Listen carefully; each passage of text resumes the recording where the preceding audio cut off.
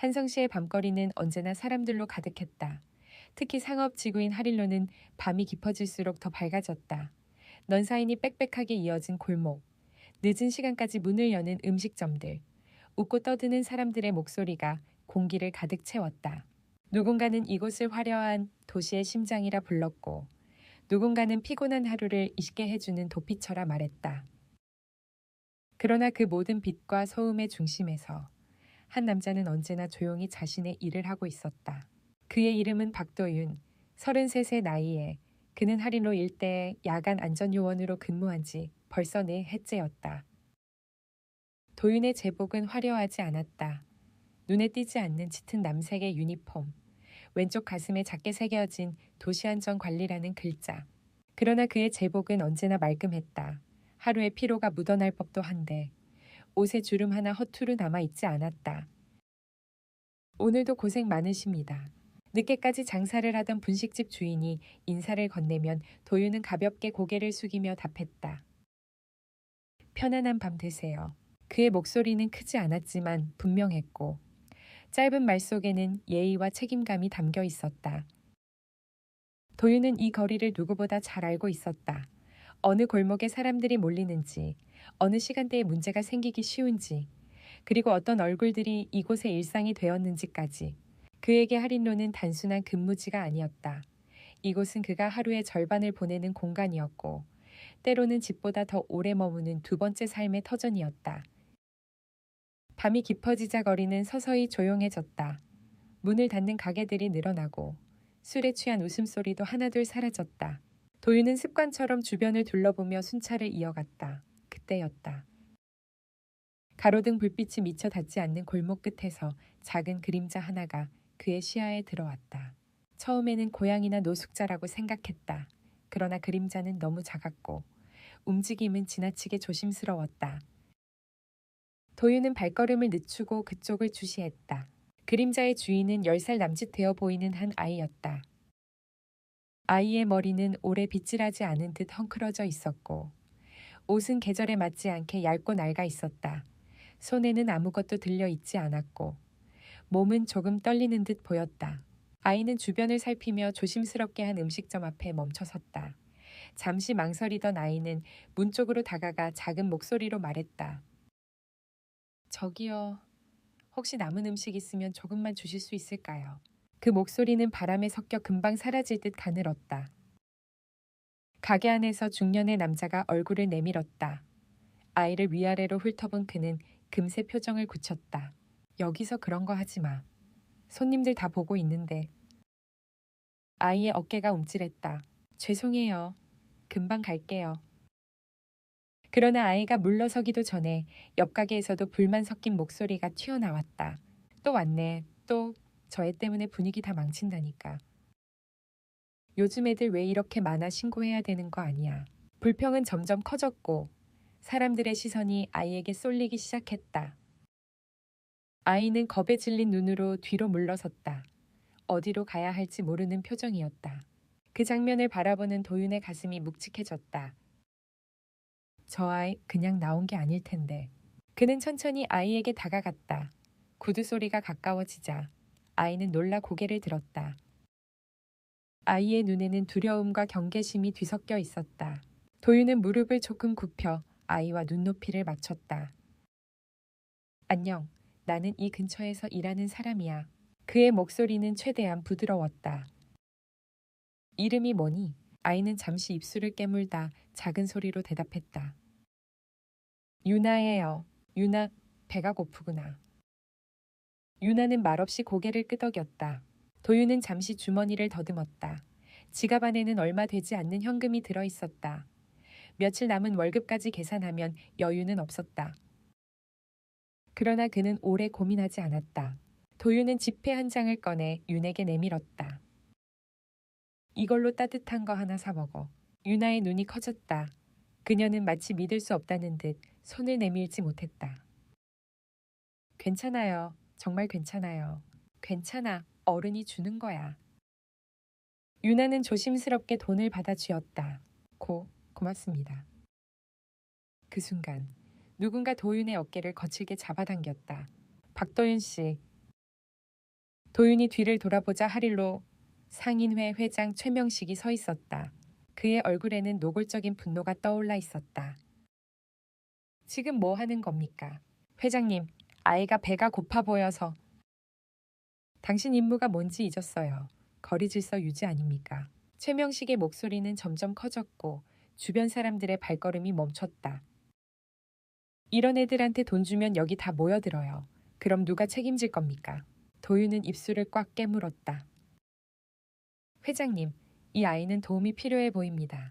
도움 최명식은 냉소를 지었다. 당신 하나의 동정심 때문에 우리가 하루 매출을 잃을 수도 있다는 걸 모릅니까? 도윤은 고개를 숙였다. 그는 상인들의 입장도 이해하고 있었다. 그러나 눈앞의 아이를 외면할 수는 없었다. 제가 책임지겠습니다. 이 아이를 그냥 쫓아낼 수는 없습니다. 그 말에 공기가 싸늘해졌다. 박도윤 씨, 최명식의 목소리는 차갑게 가라앉았다. 당신, 오늘부로 이 일 그만두세요. 도윤의 눈이 흔들렸다. 회장님, 다시 한 번만 생각해 주십시오. 4해 동안 봐줬습니다. 하지만 이번은 아닙니다. 도윤은 말없이 고개를 끄덕였다. 그는 천천히 제복의 단추를 풀었다. 유나는 그 모습을 바라보다가 갑자기 소리쳤다. 안 돼요. 저 때문이에요, 아저씨. 저 때문에 그만두지 마세요. 유나의 눈에서 눈물이 떨어졌다. 도윤은 아이의 어깨에 손을 얹었다. 괜찮아, 내 잘못 아니야. 그는 제복을 정리해 최명식에게 내밀었다. 제가 떠나겠습니다. 하지만 부탁드립니다. 이 아이만은 외면하지 말아주세요. 최명식은 시선을 돌렸다. 그건 우리 문제가 아닙니다. 도윤은 깊게 숨을 내쉬었다. 그리고 유나의 손을 잡았다. 가자. 여긴 오래 있을 곳이 아니야. 두 사람이 골목을 벗어나 걸어가는 동안 하릴로의 불빛은 여전히 화려했지만 그 안에는 묘한 침묵이 흐르고 있었다. 그날 밤 도윤의 작은 반지하 방에서 유나는 깊은 잠에 빠져 있었다. 도윤은 구석에 앉아 천장을 바라보며 생각했다. 어떻게 해야 하지? 직업을 잃은 현실보다 아이의 미래가 더 무겁게 다가왔다. 그의 밤은 그렇게 조용히 그러나 깊게 흘러가고 있었다. 새벽이 지나고 한성시의 공기는 잠시 맑아졌다. 밤새 할인노를 떠돌던 소음이 가라앉자 반지하 방 안에는 낡은 창틀 사이로 들어오는 희미한 빛만이 남았다. 유나는 이불 속에서 몸을 웅크린 채 잠들어 있었다. 잠이 깊은 듯 보였지만 도윤은 아이의 눈썹이 가끔씩 떨리는 것을 놓치지 못했다. 마치 꿈속에서도 도망치고 있는 사람처럼 아이는 작은 손을 주먹 쥔 채 숨을 고르고 있었다. 도윤은 방 한구석에 앉아 밤새 거의 한숨도 자지 못한 얼굴로 컵라면 뚜껑을 만지작거렸다. 배가 고파서가 아니라 손을 가만히 두면 생각이 폭주할 것 같아서였다. 해고, 그 한마디가 이렇게 무거울 줄이야. 최명식의 얼굴, 모여들던 사람들의 시선, 그리고 유나의 울음이 계속 머릿속에서 반복됐다. 도윤은 자신이 틀렸다고 생각하지 않았다. 하지만 세상은 종종 맞다. 와 유리하다를 같은 의미로 취급했다. 그는 손바닥으로 눈가를 비볐다. 불현듯 통장 잔액과 이번 달 월세 날짜가 떠올랐다. 단순히 다음 일을 찾으면 되지 라고 넘길 수 있는 문제가 아니었다. 반지하 방의 공기는 축축했고 벽지는 군데군데 들떠 있었으며 바닥은 겨울이면 얼음장처럼 차가웠다. 그러나 그곳은 도윤이 간신히 지켜낸 삶의 마지막 선이었다. 그래도 어제 그 아이를 두고 그냥 지나쳤다면 나는 오늘 이 방에서도 편히 숨을 쉬지 못했겠지. 그는 그렇게 스스로를 설득하며 윤에게서 시선을 떼지 못했다. 조심스럽게 자리에서 일어난 도윤은 싱크대에 놓인 작은 냄비를 꺼냈다. 부엌이라고 부르기엔 민망한 공간이었지만 그곳에서라도 따뜻한 무언가를 만들어주고 싶었다. 쌀은 거의 바닥이었다. 하지만 냉장고 구석에 남아있던 계란 1개와 김치 조금, 그리고 어제 편의점에서 산 삼각김밥 1개가 있었다. 도윤은 계란을 풀어 묽은 국을 끓이고 김치를 잘게 썰어 죽처럼 만들어 보았다. 별것도 아닌데 아이한테는 어쩌면 오랜만에 집밥일지도 모르지. 그는 국그릇을 식탁으로 옮겨놓고 유나가 깰 때까지 조용히 기다렸다. 한참 후 유나의 눈이 천천히 떠졌다. 아이의 시선이 방 안을 훑는 순간, 순간적으로 겁에 질린 표정이 스쳤다. 낯선 천장, 낯선 냄새, 낯선 침대. 아이의 몸이 반사적으로 움츠러들었다. 괜찮아, 여기야. 도윤이 바로 말을 건네자 유나는 그제야 숨을 내쉬었다. 그리고 조심스럽게 일어앉았다. 아저씨. 목소리는 아직 잠이 덜 깬 듯 가늘었지만 그 안에는 분명한 감정이 섞여 있었다. 미안함과 고마움, 그리고 불안. 도윤은 억지로 밝게 웃었다. 잘 잤어, 배고프지? 일단 이거 먹자. 유나는 식탁 위 그릇을 바라보다가 입술을 달싹였다. 아저씨, 어제 저 때문에 그 사람한테. 유나는 끝까지 말을 잇지 못했다. 눈가가 금세 붉어졌다. 도윤은 숟가락을 유나 앞에 놓아주고 천천히 의자에 앉았다. 유나야, 어제 일은 내 탓이 아니야. 유나는 고개를 숙인 채 손가락을 꼼지락거렸다. 근데 아저씨 일 잃었잖아요. 저 그냥 나가면 돼요. 어차피 원래 혼자였으니까. 그 말이 도윤의 가슴을 세게 쳤다. 어차피 혼자라는 말을 10살짜리 아이가 너무 자연스럽게 하는 것이 도윤은 참을 수 없었다. 원래 혼자였다고 해서 계속 혼자여야 하는 건 아니야. 도윤은 말투를 낮추었다. 그리고 내가 일 잃은 건 내가 선택한 거야. 누가 시킨 것도 아니고 네가 강요한 것도 아니고. 유나는 눈을 깜빡였다. 정말 괜찮아요. 도윤은 고개를 끄덕였다. 괜찮아. 솔직히 말하면 걱정은 돼. 근데 후회는 없어.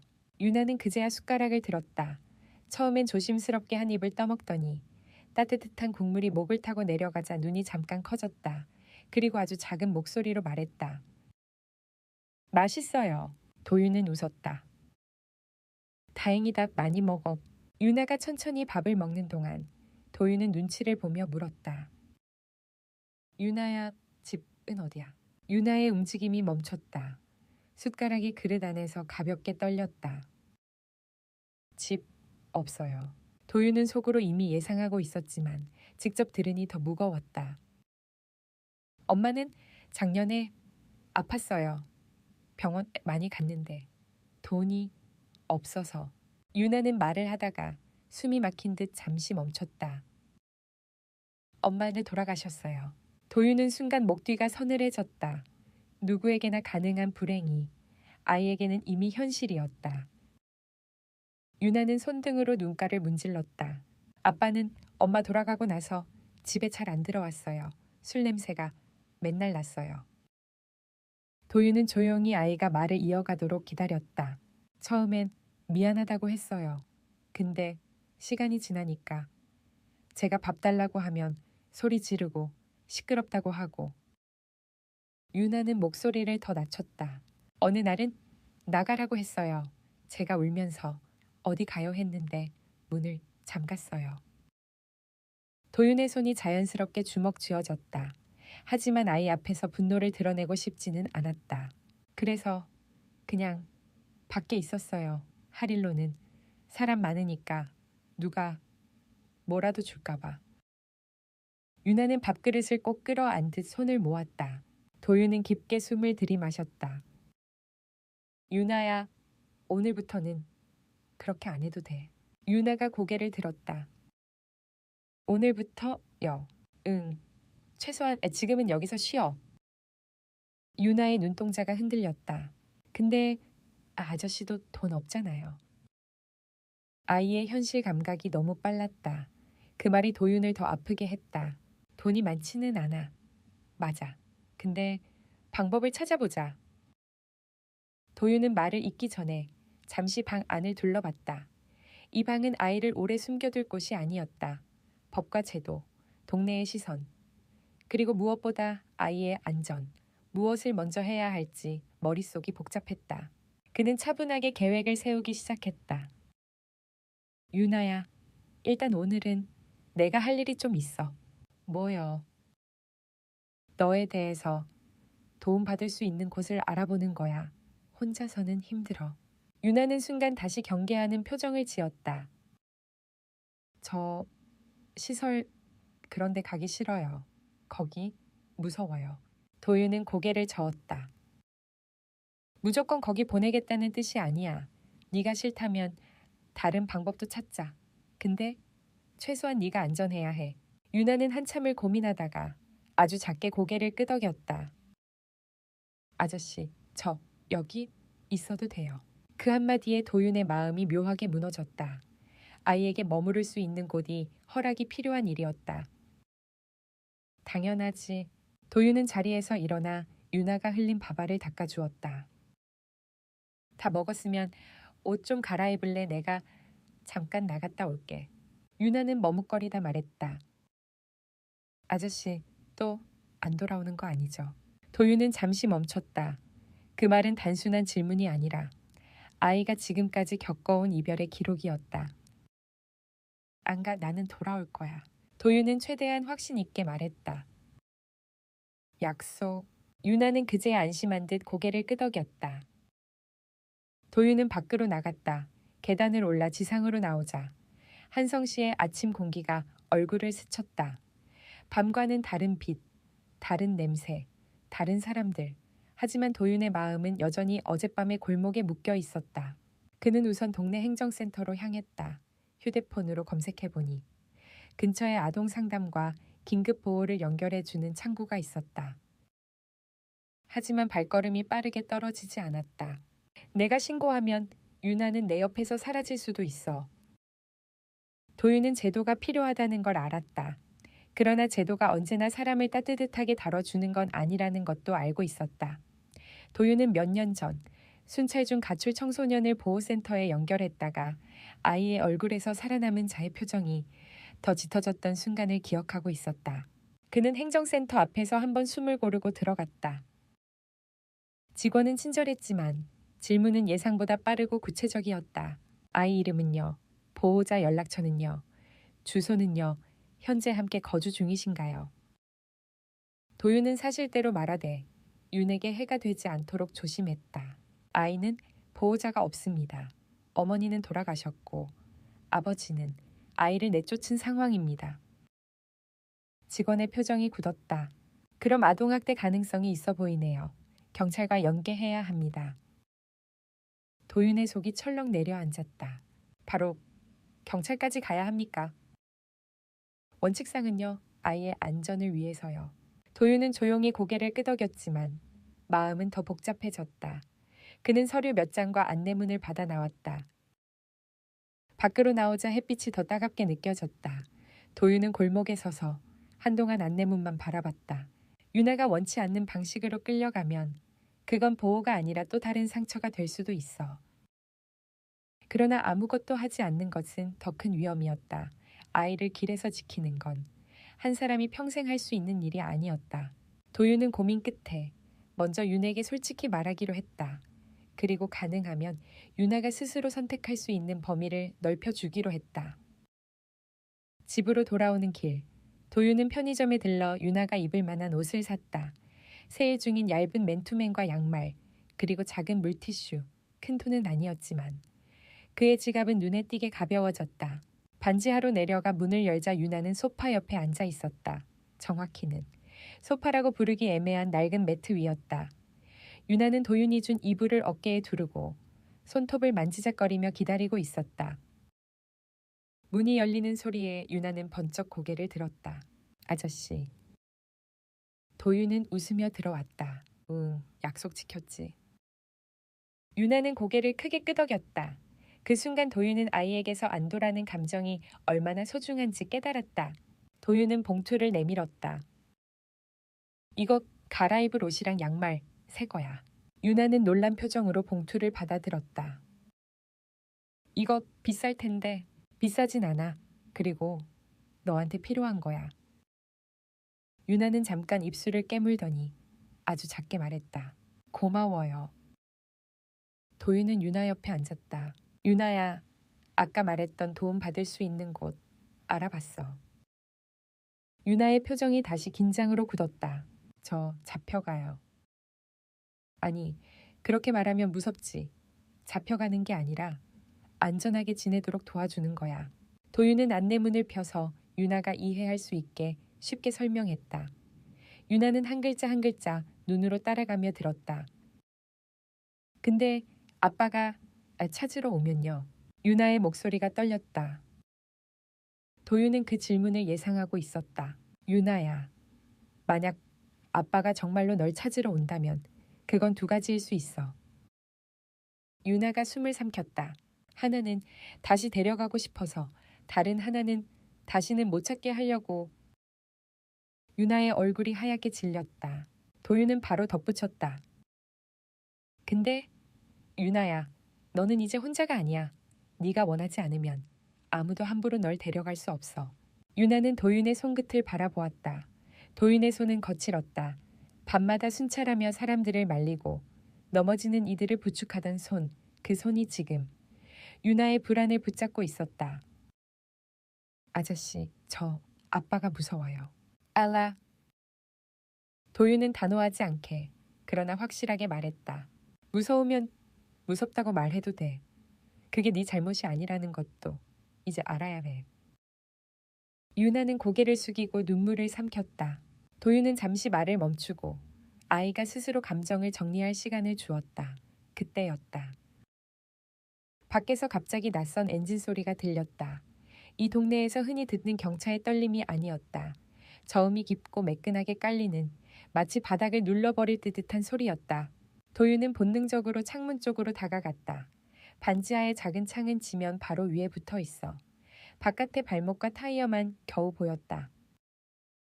그런데 그 작은 창 너머로 유난히 번쩍이는 검은색 차체가 지나갔다. 도윤의 눈이 가늘어졌다. 이 골목에 이런 차가 왜? 차는 잠시 멈추더니 도윤의 집 앞에서 정확히 정차했다. 그리고 문이 열리는 소리가 들렸다. 도윤은 심장이 조금 빨라지는 것을 느꼈다. 유나도 이상함을 느꼈는지 도윤의 뒤로 조용히 다가와 섰다. 발소리, 무겁고 확신에 찬 발소리가 계단 쪽으로 다가왔다. 곧바로 문 두드리는 소리가 울렸다. 똑똑똑. 도윤은 순간 숨을 멈췄다. 반지하 방 안의 공기가 갑자기 좁아진 것 같았다. 유나는 도윤의 옷자락을 꽉 잡았다. 그리고 거의 속삭이듯 말했다. 아저씨, 누구예요? 도윤은 유나를 뒤로 숨기듯 한 걸음 앞에 섰다. 그리고 문 쪽으로 다가가 낮은 목소리로 물었다. 누구십니까? 문 밖에서 잠깐의 정적이 흐른 뒤 낯선 남자의 목소리가 들렸다. 박도윤 씨, 맞으십니까? 도윤의 눈이 흔들렸다. 내 이름을 어떻게 알지? 그는 문고리를 잡은 손에 힘을 주었다. 그리고 조심스럽게 문을 열었다. 문틈 사이로 보인 남자는 고급스러운 코트를 입고 있었고 그의 표정에는 피로와 절박함이 동시에 얹혀 있었다. 남자는 도윤을 보자 고개를 숙였다. 죄송합니다. 갑작스럽게 찾아와서. 그리고 그 남자의 시선이 방 안쪽으로 향했다. 유나와 눈이 마주친 순간 유나의 얼굴에서 피키가 사라졌다. 아이의 목소리가 떨리며 터져 나왔다. 아바. 도윤은 그 한마디에 굳어버렸다. 낯선 남자가 유나의 아버지였다. 그리고 남자는 입술을 떨며 말했다. 유나야, 아빠가 너를 찾으러 왔다. 문 앞에 서 있는 남자는 잠시 말을 잇지 못했다. 유나의 떨리는 목소리가 아직 공기 속에 남아 있었고 반지하 방 안은 숨조차 조심스러울 만큼 고요해졌다. 도윤은 본능적으로 한 걸음 더 앞으로 나섰다. 유나는 그의 등 뒤에서 옷자락을 움켜쥔 채 움직이지 못하고 있었다. 아이의 손끝이 떨리는 감각이 도윤에게 그대로 전해졌다. 잠깐만요. 도윤의 목소리는 낮았지만 분명했다. 여기서 할 이야기가 뭔지부터 말씀해 주시죠. 남자는 그제야 정신을 차린 듯 고개를 끄덕였다. 그의 얼굴에는 깊게 패인 주름과 피로가 겹겹이 쌓여 있었다. 깔끔한 외모와 달리 눈빛은 오래 잠들지 못한 사람의 것이었다. 제 이름은 이현수입니다. 남자는 조심스럽게 말을 이었다. 유나의 아버지입니다. 유나의 몸이 눈에 띄게 굳었다. 아이의 숨이 가빠지는 것이 느껴졌다. 도윤은 문을 완전히 열지 않은 채 문틀에 손을 얹고 서 있었다. 여기까지 어떻게 오셨습니까? 이현수는 잠시 고개를 숙였다. 어젯밤부터 유나를 찾고 있었습니다.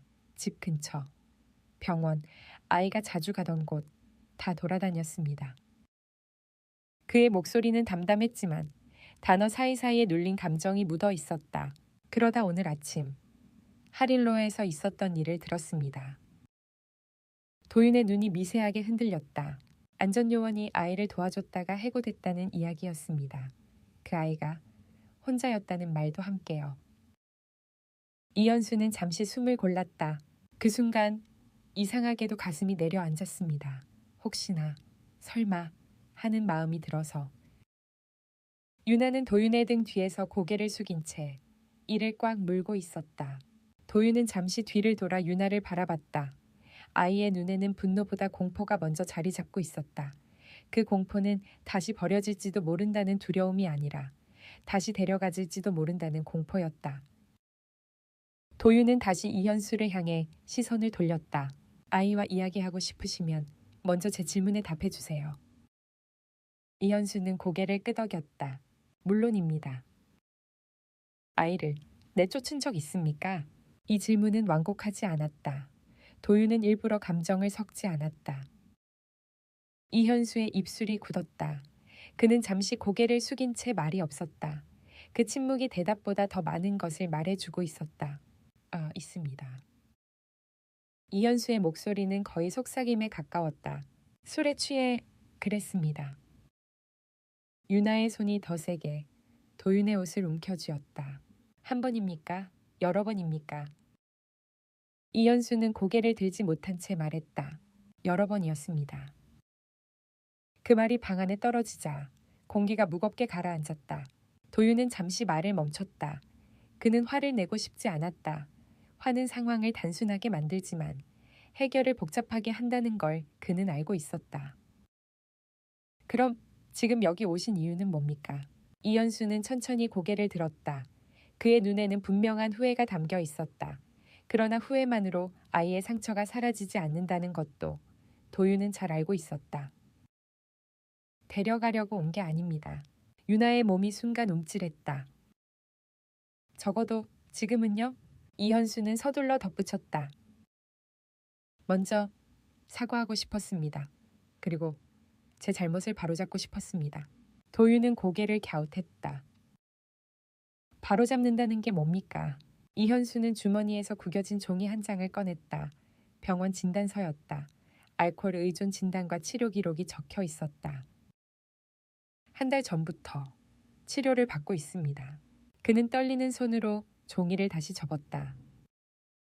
유나 엄마가 세상을 떠난 뒤 저는 완전히 무너졌습니다. 회사 일은 손에 잡히지 않았고 집에 들어가면 현실이 더 견디기 힘들었습니다.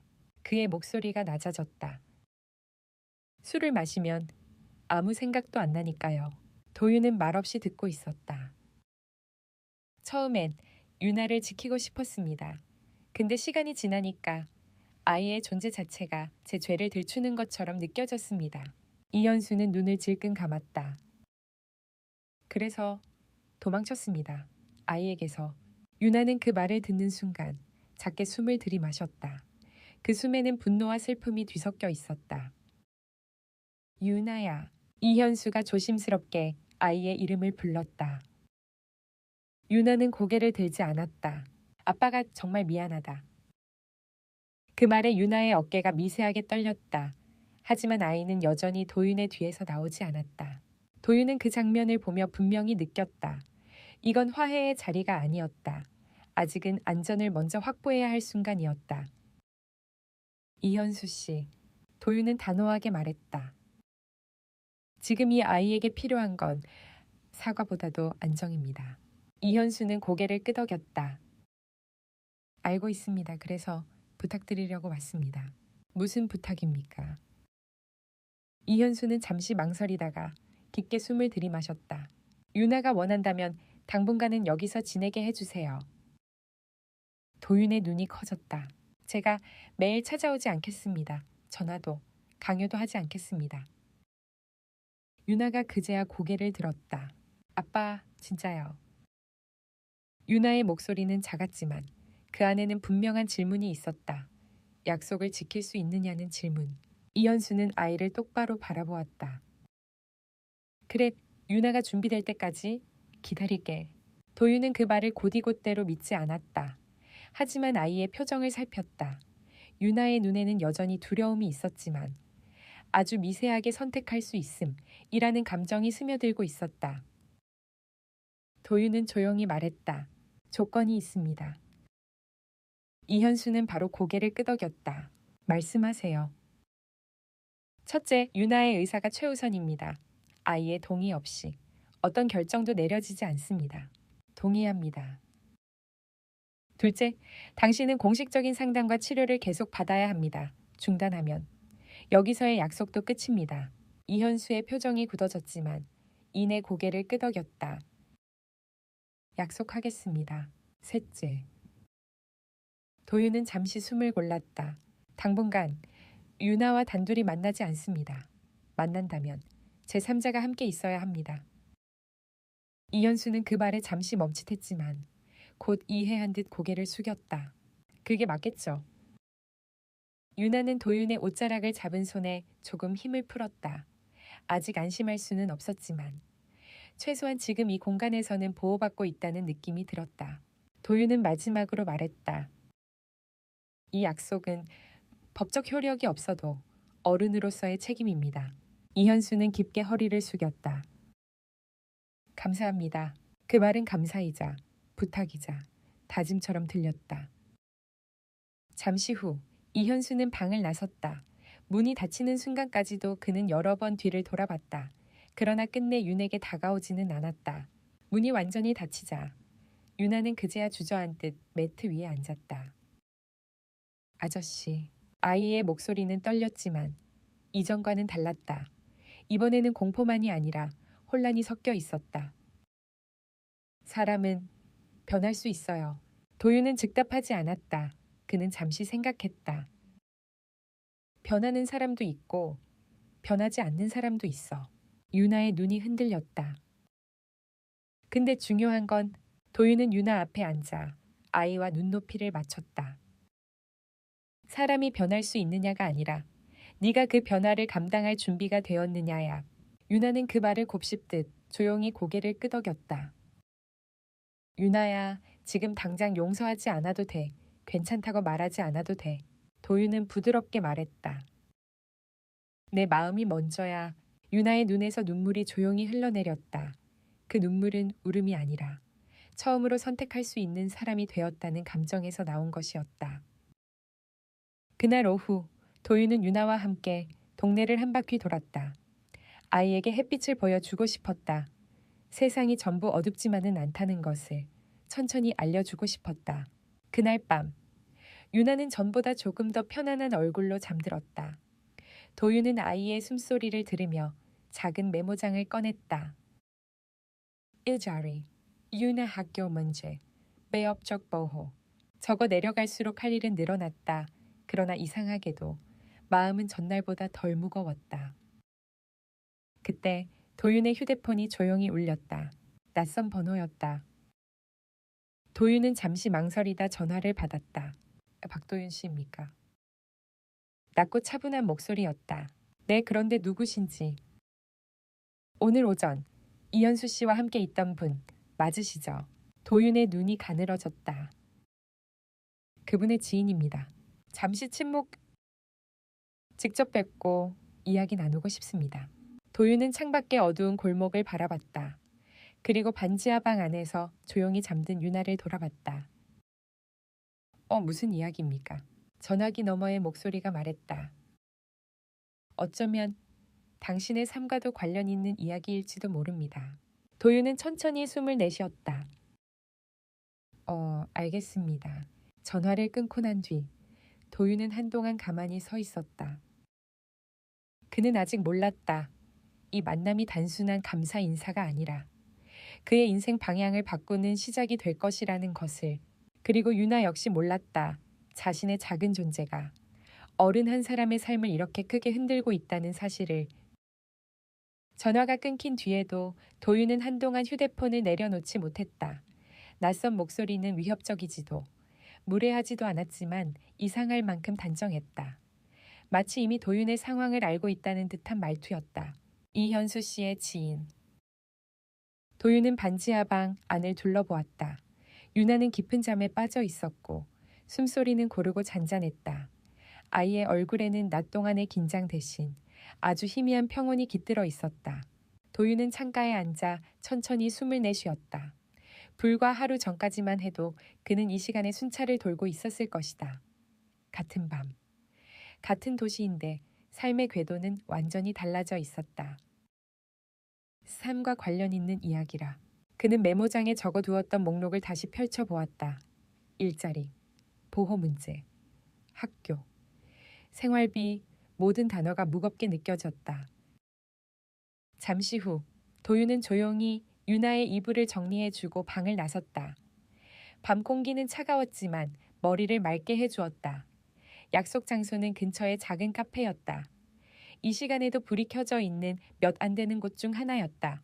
카페 문을 열자 잔잔한 음악과 함께 커피 향이 퍼졌다. 안쪽 창가 자리에 한 남자가 앉아 있었다. 중년의 나이, 단정한 정장 차림, 눈빛은 지나치게 침착했다. 그는 도윤을 보자 자리에서 일어났다. 박도윤 씨. 도윤은 고개를 끄덕였다. 말씀하신 분이시군요. 남자는 가볍게 미소를 지었다. 제 이름은 서준혁입니다. 두 사람은 마주 앉았다. 잠시 어색한 침묵이 흘렀다. 서준혁이 먼저 입을 열었다. 오늘 하루 많이 힘드셨을 겁니다. 도윤은 담담하게 답했다. 누구나 힘든 날은 있죠. 하지만 박도윤 씨의 오늘은 보통의 힘듦과는 조금 다르다고 생각합니다. 도윤은 그 말에 눈을 가늘게 떴다. 무슨 뜻입니까? 서준혁은 잠시 컵을 내려다보다가 말을 이었다. 저는 이현수 씨의 오랜 지인입니다. 정확히 말하면 사업 파트너이기도 하고요. 도윤은 고개를 끄덕였다. 그제야 이 남자의 차분한 태도가 이해되었다. 이현수 씨에게서 이야기를 들었습니다. 아이를 보호해 주셨다고요. 그리고 직장을 잃으셨다는 것도. 도윤은 대답하지 않았다. 그 사실이 더 이상 숨길 일은 아니었지만 동정의 대상이 되고 싶지도 않았다. 서준혁은 말을 이어갔다. 솔직히 말씀드리겠습니다. 이현수 씨는 지금 자기 자신을 믿지 못하고 있습니다. 도윤은 조용히 물었다. 그래서 저를 찾아오신 겁니까? 네. 서준혁은 고개를 끄덕였다. 그는 돈으로는 많은 걸 해결할 수 있는 사람이지만 신뢰를 다시 얻는 방법은 모릅니다. 도윤은 손을 깍지 낀 채 말했다. 아이의 문제는 돈으로 해결할 수 있는 게 아닙니다. 알고 있습니다. 서준혁의 대답은 즉각적이었다. 그래서 박도윤 씨가 필요하다고 생각했습니다. 도윤은 잠시 말을 잃었다. 저 같은 사람이 왜요? 서준혁은 잠시 생각하더니 말했다. 박도윤 씨는 어제 자신의 생계를 걸고 선택을 했습니다. 도윤의 시선이 흔들렸다. 그 선택은 의무가 아니었습니다. 규정에도 계약에도 없는 행동이었죠. 서준혁은 도윤을 똑바로 바라보았다. 그런 선택을 할 수 있는 사람은 많지 않습니다. 도윤은 씁쓸하게 웃었다. 그래서 해고됐습니다. 그렇기 때문에 더 의미가 있습니다. 서준혁은 차분하게 말했다. 이현수 씨는 윤에게 바로 다가갈 자격이 없습니다. 지금 그 아이에게 필요한 건 아버지가 아니라 안전한 어른입니다. 도윤은 고개를 들었다. 그래서 무슨 제안을 하시려는 겁니까? 서준혁은 주머니에서 봉투 하나를 꺼냈다. 두툼해 보였다. 이건 보답입니다. 도윤은 봉투를 보지도 않은 채 말했다. 필요 없습니다. 서준혁은 예상했다는 듯 고개를 끄덕였다. 그럴 거라 생각했습니다. 그는 봉투를 다시 집어넣었다. 그래서 다른 제안을 드리려고 합니다. 도윤의 눈이 날카로워졌다. 말씀해 보시죠. 서준혁은 잠시 숨을 고르고 말했다. 우리 회사에서 일해 주셨으면 합니다. 도윤은 잠시 말을 잃었다. 저는 경비 일을 했던 사람입니다. 알고 있습니다. 회사에서 뭘 하라는 겁니까? 서준혁은 조용히 말했다. 사회지원 관련 부서입니다. 도윤의 눈이 커졌다. 형식적인 자리 아닙니다. 실제로 현장을 알고 사람을 이해하는 사람이 필요합니다. 도윤은 잠시 침묵했다. 그의 머릿속에는 유나의 얼굴이 떠올랐다. 그리고 반지하방, 메모장, 적혀있던 걱정들. 이건 이현수 씨의 보상입니까? 서준혁은 고개를 저었다. 보상이라기보다는 책임입니다. 저를 고용해서 마음의 빚을 덜겠다는 겁니까? 서준혁의 표정이 처음으로 흔들렸다. 그렇게 생각하셔도 이해합니다. 그는 솔직하게 말했다.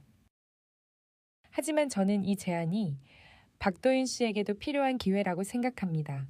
도윤은 깊게 숨을 들이마셨다. 조건이 있습니까? 있습니다. 서준혁은 바로 답했다. 유나의 문제에 있어 박도윤 씨의 의견을 최우선으로 존중하겠습니다. 도윤의 시선이 다시 날카로워졌다. 말뿐인 약속이라면 계약서에 명시하겠습니다. 서준혁은 단호하게 말했다. 또 하나 말씀하세요. 박도윤 씨가 원하지 않으면 이 일은 언제든 중단할 수 있습니다. 도윤은 그 말을 곱씹었다. 자신에게 선택권이 있다는 사실이 오히려 더 큰 부담으로 다가왔다. 제가 바로 답을 드릴 수는 없습니다. 물론입니다. 서준혁은 자리에서 일어났다. 충분히 고민하시고 결정하시면 됩니다. 카페를 나서기 전 그는 마지막으로 말했다. 박도윤 씨. 네, 유나는 지금도 박도윤 씨를 가장 안전한 사람으로 생각하고 있습니다. 그 말은 설득이 아니라 사실에 가까웠다. 카페 문이 닫히고 도윤은 한동안 자리에 앉아 있었다. 밖에서는 새벽을 알리는 차량 소리가 간헐적으로 들렸다. 세시언택. 도윤은 집으로 돌아오는 길. 오래된 육교 위에 멈춰섰다. 아래로 펼쳐진 도시는 여전히 움직이고 있었다. 그 안에서 수많은 선택이 매 순간 이루어지고 있을 것이다. 반지하방에 도착하자 유나는 잠에서 깨어 있었다. 도윤이 들어오는 소리에 아이는 바로 일어났다. 아저씨. 응, 내가 너무 늦었지. 유나는 고개를 저었다. 괜찮아요. 근데 표정이 좀 달라요. 도윤은 잠시 웃었다. 그래, 왜 그렇게 보여? 유나는 망설이다 말했다. 어제보다 좀 멀리 보는 얼굴이에요. 아이의 말에 도윤은 놀랐다. 10살짜리 아이의 눈은 생각보다 많은 것을 보고 있었다. 도윤은 유나 옆에 앉았다. 유나야, 만약 우리가 여기 말고 다른 곳에서 살게 된다면 너는 어떻게 생각해? 유나의 눈이 커졌다. 여기 말고요. 조금 더 밝고 조금 더 안전한 곳.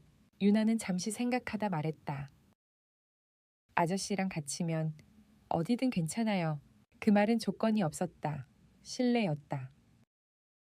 도윤은 가슴이 묵직해지는 것을 느꼈다. 유나야. 네? 아저씨가 새로운 일을 할지도 몰라. 유나의 얼굴에 미묘한 기대가 스쳤다. 좋은 일이에요. 도윤은 잠시 고민하다 말했다. 어렵지만 의미 있는 일일 거야. 유나는 고개를 끄덕였다. 그럼 잘할 거예요. 아저씨는 그런 사람인 것 같아요. 도윤은 웃으며 아이의 머리를 쓰다듬었다. 그날 밤 도윤은 쉽게 잠들지 못했다. 침대에 누워 천장을 바라보며 서준혁의 말을 떠올렸다. 당신의 삶과도 관련 있는 이야기. 그 말은 틀리지 않았다. 다음 날 아침 도윤은 다시 메모장을 펼쳤다. 그리고 새로운 항목을 적었다. 아시언텍. 그 단어 아래에 그는 천천히 한 줄을 덧붙였다. 도망치지 않기. 아침 햇살이 반지하 창을 스치듯 지나갔다. 도윤은 알람이 울리기 전부터 눈을 뜨고 있었다. 잠은 깊지 않았고 생각은 밤새 머릿속을 떠다녔다. 그는 천장을 바라보며 서준혁의 제안을 다시 떠올렸다. 선택. 메모장에 적어놓은 그 단어가 마치 질문처럼 가슴을 눌렀다. 도윤은 천천히 몸을 일으켜 유나를 바라봤다. 아이의 얼굴은 평온했다. 잠버릇처럼 이불을 꼭 움켜쥔 손, 고른 숨결, 불과 며칠 전만 해도 거리에서 불안에 떨던 아이가 맞나 싶을 정도였다. 도윤은 그 모습을 보며 조용히 결심했다. 도망치지 않겠다고 했잖아. 그는 부엌 쪽으로 가서 물을 끓였다. 아침은 여전히 소박했지만 어제보다 마음은 조금 가벼웠다. 유나가 눈을 떴을 때 방 안에는 따뜻한 냄새가 퍼져 있었다. 아저씨. 유나는 눈을 비비며 일어났다. 일찍 일어나셨네요. 응, 오늘 조금 중요한 날이라서. 유나의 눈이 반짝였다. 그 일 하는 거예요. 도윤은 잠시 망설이다 고개를 끄덕였다. 응, 만나보기로 했어. 유나는 잠깐 생각하더니 말했다. 그럼 아저씨 또 일하게 되는 거예요. 아직은 모르지. 근데 해볼 가치는 있을 것 같아. 유나는 크게 웃지는 않았지만 입꼬리가 살짝 올라갔다. 그 표정 하나로도 도윤은 충분했다. 아침을 먹고 난 뒤 도윤은 유나를 근처 지역아동센터에 데려갔다. 어제 미리 연락을 해두었던 곳이었다. 정식 보호 절차를 밟기 전까지 아이가 머물 수 있는 임시 공간이었다. 센터 문을 열자 따뜻한 색의 벽과 아이들의 그림이 눈에 들어왔다. 유나는 문 앞에서 잠시 발걸음을 멈췄다. 여기 무서운 데 아니죠? 도윤은 아이의 눈높이에 맞춰 말했다. 아니야, 여긴 잠깐 쉬어가는 곳이야. 아저씨가 끝나고 바로 올게. 유나는 도윤의 손을 한 번 더 잡았다가 놓았다. 약속이에요. 약속. 그 단어는 요즘 들어 두 사람 사이에서 가장 중요한 말이 되었다. 센터를 나선 도윤은 곧장 서준혁이 알려준 주소로 향했다. 도시 외곽에 위치한 중층 건물. 화려하지는 않지만 단정한 외관이었다. 건물 입구에는 회사 이름과 함께 사회연결센터라는 문구가 적혀 있었다. 도윤은 잠시 건물 앞에 서서 숨을 고르고 들어갔다. 로비는 생각보다 조용했다. 사람들의 움직임은 분주했지만 소음은 없었다. 각자의 일에 집중하는 공기가 느껴졌다. 박도윤 씨, 서준혁이 로비에서 그를 맞이했다. 와주셔서 감사합니다. 도윤은 고개를 숙였다.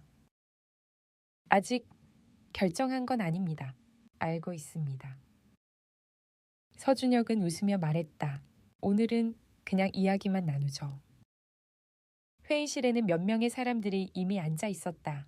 연령도, 분위기도 제각각이었다. 하지만 공통점이 하나 있었다.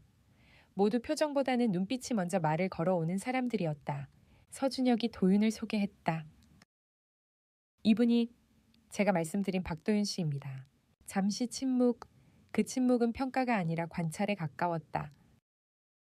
한 여성이 먼저 입을 열었다. 현장에서 오래 일하셨다고 들었습니다. 도윤은 짧게 대답했다. 규정과 현실이 다를 때 어떻게 행동하셨습니까? 그 질문에 도윤은 잠시 생각했다. 둘 다 무시하지 않으려고 했습니다. 회의실이 조용해졌다. 규정을 지키지 않으면 혼란이 생기고 현실을 무시하면 사람이 다칩니다. 도윤은 차분히 말을 이었다. 그래서 최대한 사람을 먼저 보고 그 다음에 규정을 생각하려고 했습니다. 서준혁은 고개를 끄덕였다. 그게 우리가 찾던 답입니다. 다른 남성이 물었다. 이 일은 쉽지 않습니다. 현장에는 늘 분노와 좌절이 있습니다. 알고 있습니다. 도윤은 숨을 고르고 말했다.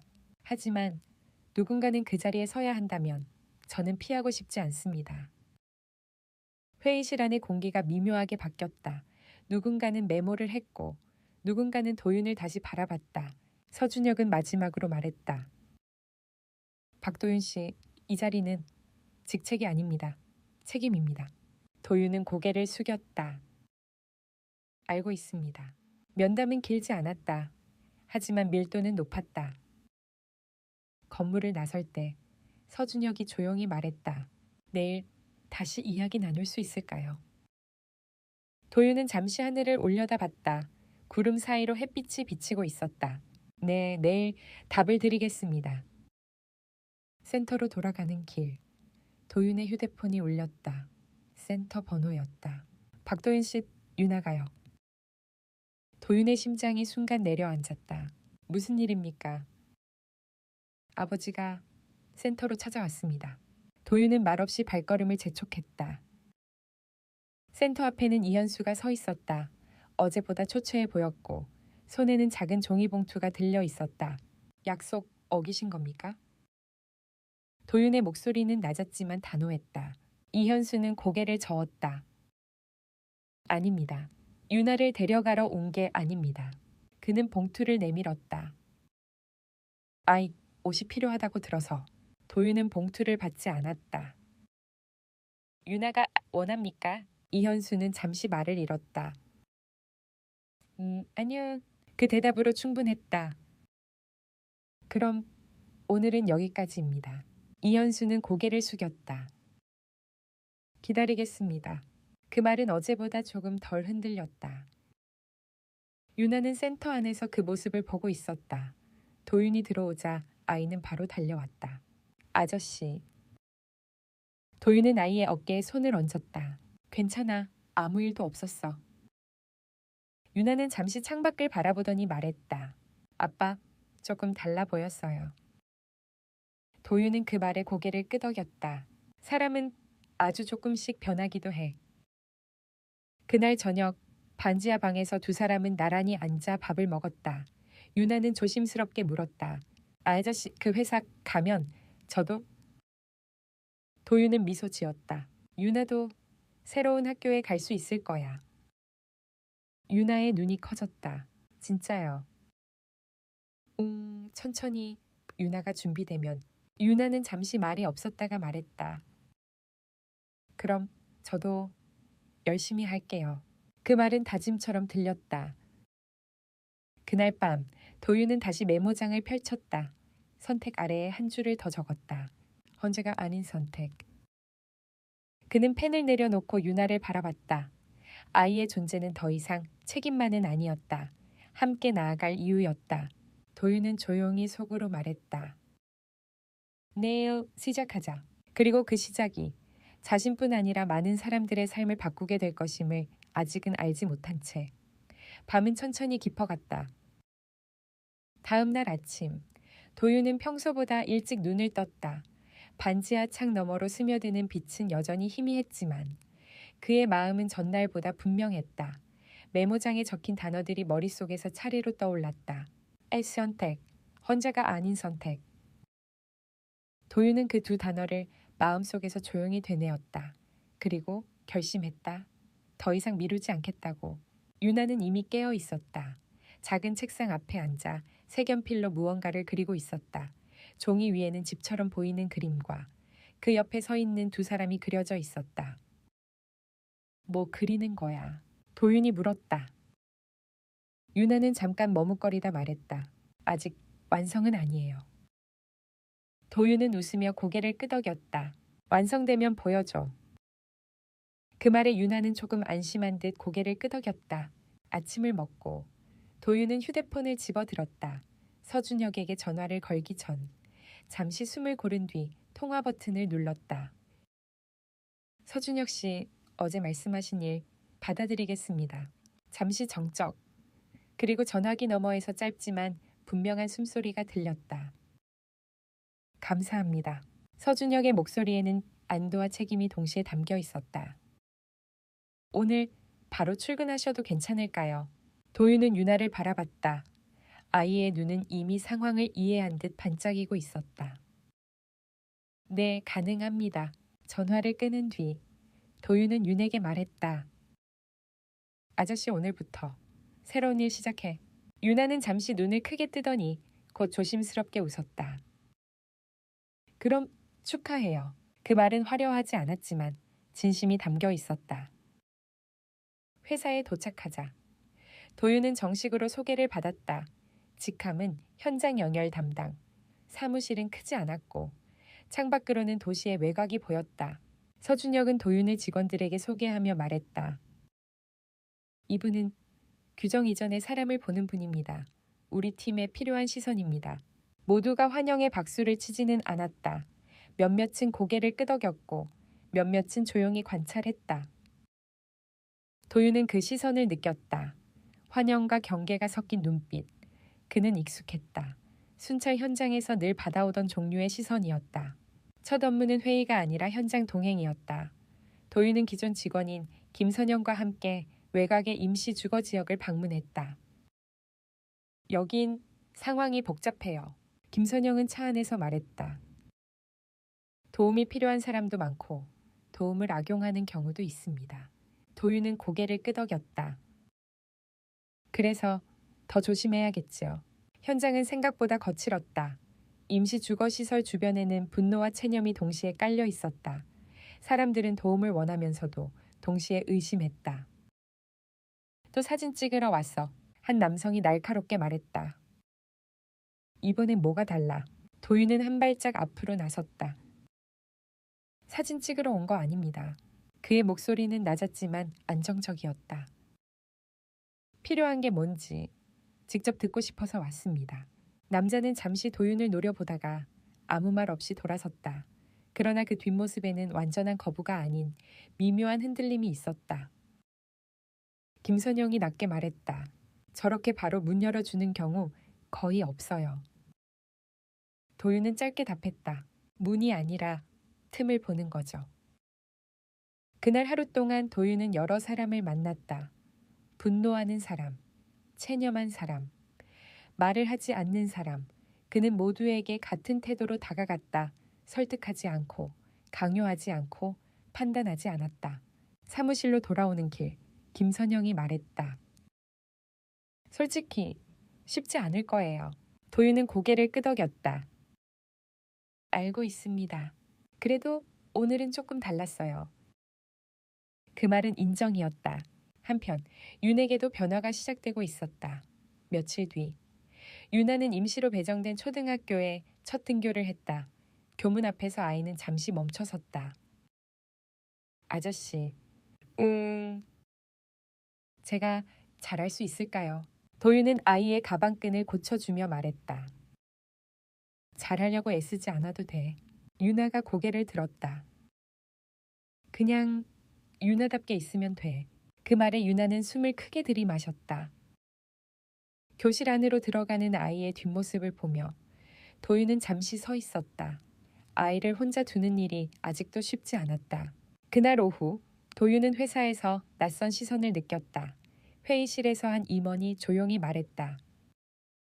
선의는 좋습니다. 하지만 회사는 감정으로 움직일 수 없습니다. 도윤은 침착하게 답했다. 동의합니다.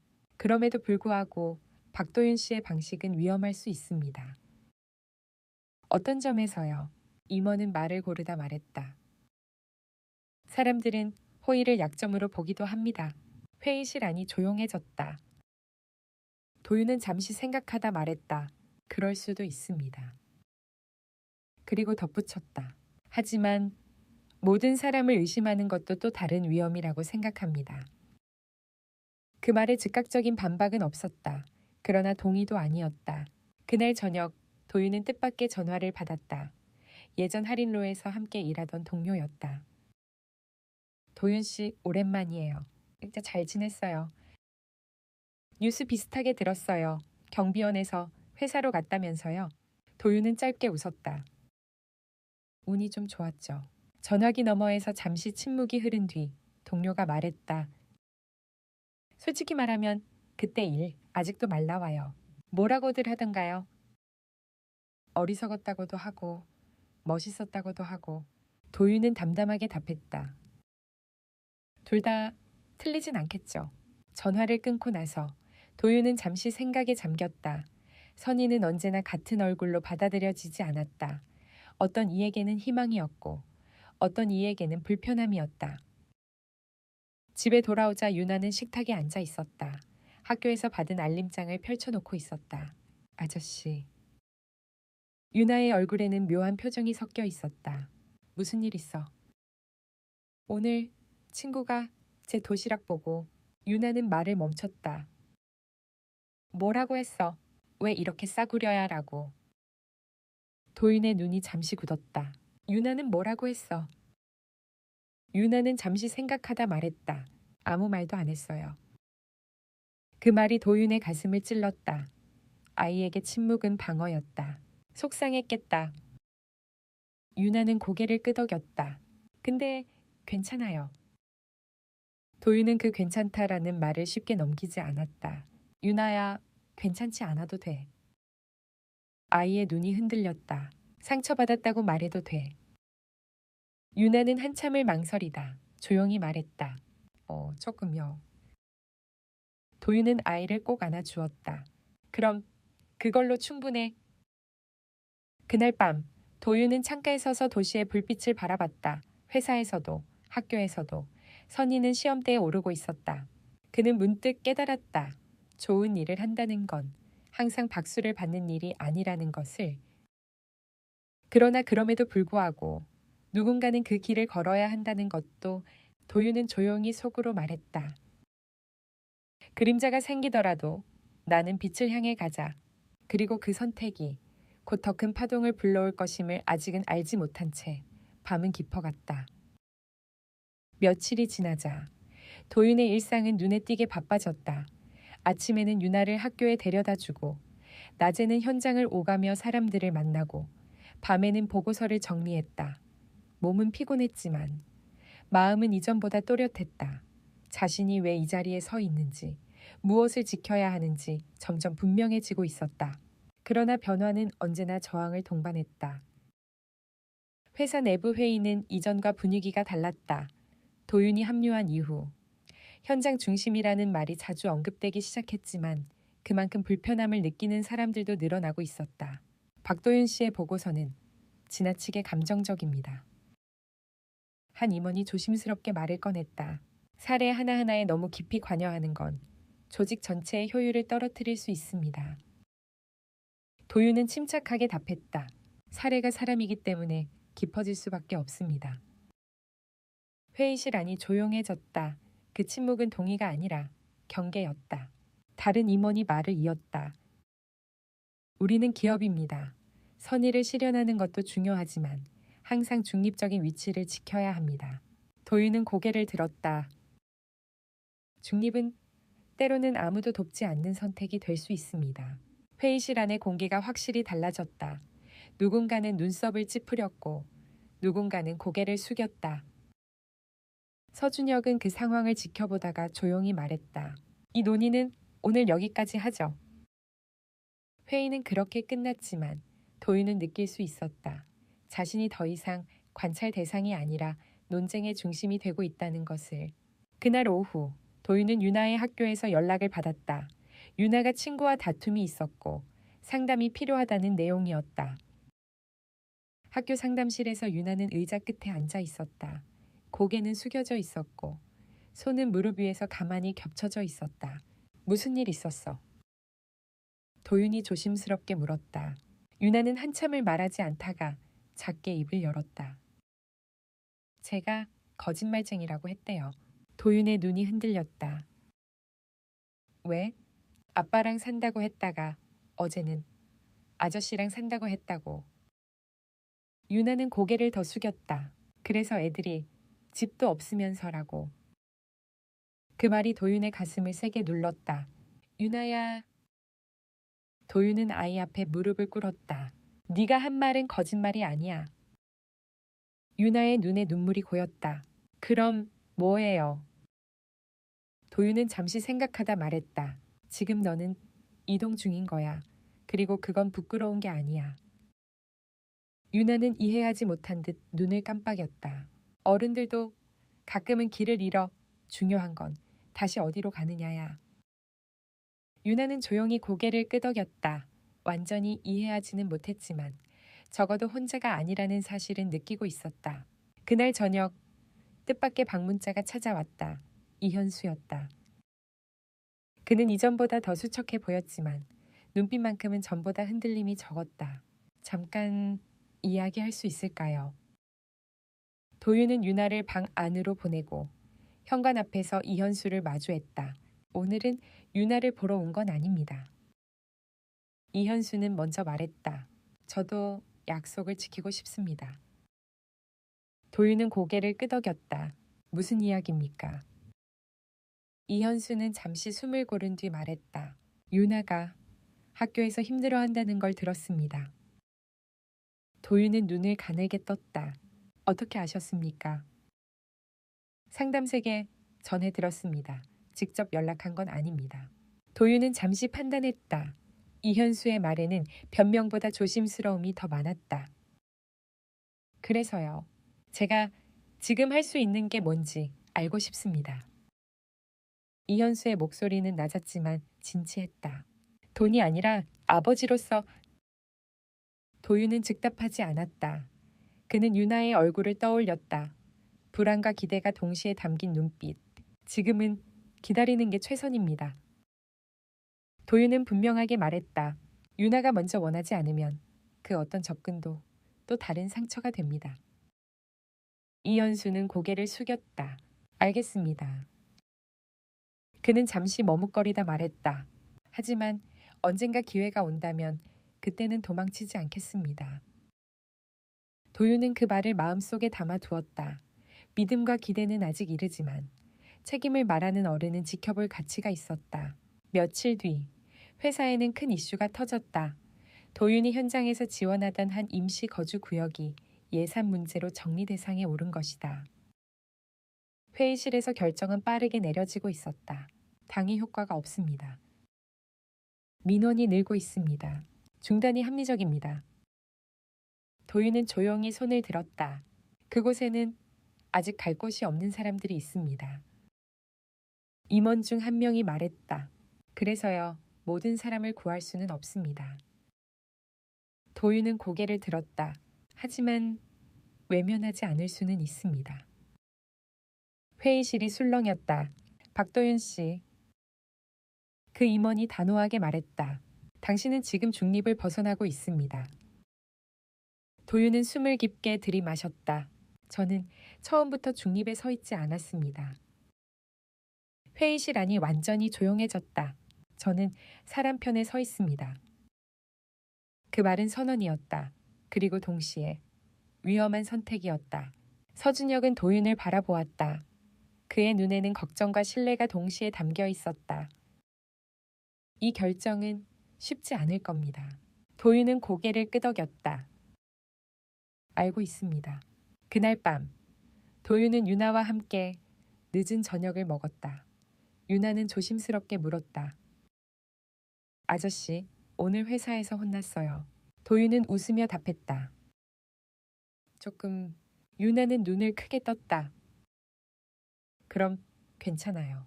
도윤은 잠시 생각하다 말했다. 괜찮지는 않지만 후회는 안 해. 유나는 한참을 생각하다 말했다. 아저씨는 맨날 어려운 선택만 해요. 도윤은 웃었다. 그럴지도 모르지. 유나는 조용히 덧붙였다. 근데 그래서 믿을 수 있어요. 그 말에 도윤의 가슴이 먹먹해졌다. 그날 밤 도윤은 창가에 서서 불빛을 바라보았다. 회사에서도, 학교에서도, 그리고 가정에서도 선택의 순간은 계속 찾아오고 있었다. 중립은 편해 보이지만 아무도 지키지 않는 자리일 수 있다. 도윤은 조용히 스스로에게 말했다. 나는 이미 선택했다. 그 선택이 어떤 대가를 가져오든 도망치지 않겠다고. 회의가 끝난 뒤 도윤은 한동안 회의실을 떠나지 못했다. 의자에 앉은 채로 방금 전 오갔던 말들을 조용히 되짚었다. 누군가는 고개를 숙였고 누군가는 눈을 피했다. 말은 끝났지만 결정은 아직 공기 속에 떠 있었다. 서준혁이 조용히 다가왔다. 잠깐 괜찮겠습니까? 도윤은 고개를 끄덕였다. 두 사람은 복도를 따라 걸어나와 작은 휴게 공간에 섰다. 유리 너머로 보이는 도시는 평소와 다르지 않게 움직이고 있었지만 도윤의 시선에는 이전과 다른 풍경으로 들어왔다. 오늘 회의에서 한 말, 서준혁이 먼저 입을 열었다.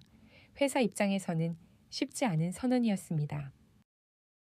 도윤은 담담히 말했다. 알고 있습니다.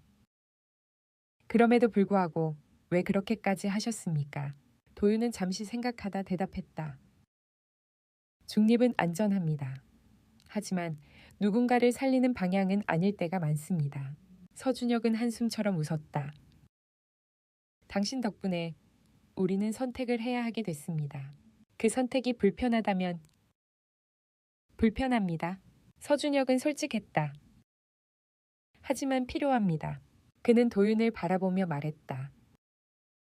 회사는 오늘 임시 거주 구역 지원을 전면 중단하지 않기로 결정했습니다. 도윤의 눈이 흔들렸다. 대신 조건이 붙었습니다. 어떤 조건입니까? 성과 중심이 아니라 지속 가능한 연결 모델을 만들 것, 그리고 그 책임자는 박도윤 씨입니다. 도윤은 말없이 숨을 내쉬었다. 기쁨보다는 무게가 먼저 느껴졌다. 괜찮겠습니까? 서준혁의 질문은 형식이 아니었다. 괜찮아야 합니다. 도윤은 고개를 끄덕였다. 도망치지 않겠다고 했으니까요. 그날 저녁, 도윤은 유나를 데리고 작은 공원으로 나갔다. 가로등 아래 벤치에 앉아 두 사람은 아이스크림을 나눠 먹었다. 유나는 천천히, 그러나 즐겁게 한 입씩 베어 물었다. 아저씨, 오늘 학교에서요. 유나는 잠시 멈췄다가 말을 이었다. 제가 집은 여러 개일 수 있어 라고 말했어요. 도윤은 놀란 듯 유나를 바라봤다. 그랬더니 애들이 그냥 고개를 끄덕였어요. 유나는 조금 뿌듯한 얼굴이었다. 아무도 뭐라고 안 했어요. 도윤은 미소를 지었다. 유나가 용기 냈네. 유나는 고개를 끄덕였다. 아저씨가 말해줬잖아요. 괜찮지 않아도 괜찮다고. 그 말에 도윤은 잠시 말문이 막혔다. 아이에게 건넨 말이 아이의 삶 속에서 살아 움직이고 있었다. 그때 유나가 조심스럽게 물었다. 아저씨, 아빠는요? 도윤은 잠시 침묵했다. 아빠가 또 기다리고 있어요. 도윤은 고개를 끄덕였다. 응, 기다리고 있어. 유나는 아이스크림을 내려다보다가 말했다. 그럼 이번엔 제가 정해도 돼요. 물론이지. 유나는 깊게 숨을 들이마셨다. 조금만 만나보고 싶어요. 그 말은 도윤에게도 준비가 필요한 순간이었다. 하지만 그는 고개를 끄덕였다. 내가 옆에 있어도 괜찮을까? 유나는 잠시 생각하다 말했다. 네, 아저씨랑 같이면 괜찮아요. 며칠 뒤 작은 상담실에서 세 사람은 마주 앉았다. 유나, 이현수, 그리고 도윤. 책상 위에는 물컵 3개가 놓여 있었다. 이현수는 먼저 말을 꺼내지 않았다. 유나의 손이 떨리지 않는지, 숨이 가쁘지 않은지 살폈다. 그의 태도는 이전과 달랐다. 다가가지 않고 기다리고 있었다. 유나가 먼저 입을 열었다. 아빠? 이현수의 어깨가 미세하게 움직였다. 저 아직 아빠랑 살 준비는 안 됐어요. 이현수는 고개를 끄덕였다. 그래, 유나는 말을 이었다. 근데 아빠가 치료받는 거 진짜면 아이의 목소리가 흔들렸다. 가끔은 이야기해도 될 것 같아요. 이현수는 눈을 감았다가 천천히 떴다. 고맙다. 그 말에는 요구가 없었다. 감사만 있었다. 도윤은 그 장면을 보며 조용히 안도했다. 이 만남은 복원이 아니라 시작에 가까웠다. 상담실을 나서며 이현수는 도윤에게 말했다. 제가 많이 늦었습니다. 도윤은 고개를 저었다. 늦었다고 생각하는 순간부터 시작입니다. 이현수는 깊게 고개를 숙였다. 시간은 조금씩 흘렀다. 도윤의 일은 점점 더 바빠졌고 그의 이름은 회사 안팎에서 자주 언급되기 시작했다. 어떤 이는 말했다. 너무 이상적이다. 또 어떤 이는 말했다. 그래서 필요하다. 도윤은 그 말들에 일일이 반응하지 않았다. 그에게 중요한 것은 현장에서 만나는 사람들의 얼굴이었다. 유나의 학교 생활도 점점 안정되었다. 아이는 미술 동아리에 들어갔고 주말마다 그림을 그리며 시간을 보냈다. 어느 날 유나는 도윤에게 그림 한 장을 내밀었다. 그림 속에는 여러 개의 집이 있었고 그 사이를 잇는 길 위에 사람들이 그려져 있었다. 이게 뭐야? 도윤이 묻자 유나는 말했다. 사람들이 서로 길이 되어주는 거예요. 도윤은 그 말을 마음에 오래 담아두었다. 몇 달 뒤, 회사는 공식적으로 지역 연결 프로젝트가를 출범시켰다. 도윤은 그 팀의 책임자가 되었다. 그는 회의실에서 직원들에게 말했다.